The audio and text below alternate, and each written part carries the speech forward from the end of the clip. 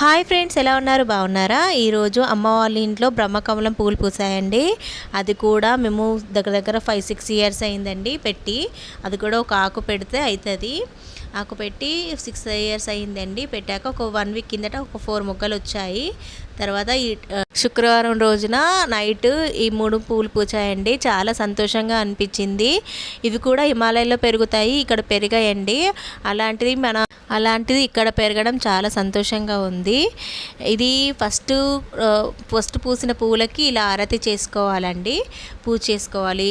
తర్వాత ఈ పువ్వులని మనకు నచ్చిన దేవునికి మన మనసులో ఉన్న కోరికను కోరుకుంటూ దేవునికి సమర్పించాలి. చాలా మంచిదండి. నైట్ కుదరకపోతే మార్నింగ్ కూడా చేసుకోవచ్చండి. ఈ ఫ్లవర్స్ని తెంపాక ఒక కవర్లో కట్టేసుకొని దాన్ని ఫ్రిడ్జ్లో పెట్టేసుకోవాలి. మార్నింగ్ దాకా బాగుంటుందండి. లేకపోతే బయట పెట్టినామనుకో వాడిపోతాయి. ఓకేనా?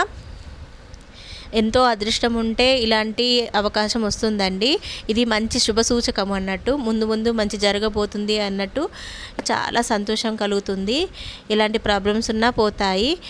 ఇలాంటి పువ్వులను ఎప్పుడైనా చూస్తే ఒక్కసారి కామెంట్ చేయండి. ఈ వీడియో కనుక నచ్చినట్లయితే లైక్ చేయండి, షేర్ చేయండి, సబ్స్క్రైబ్ చేసుకోరా.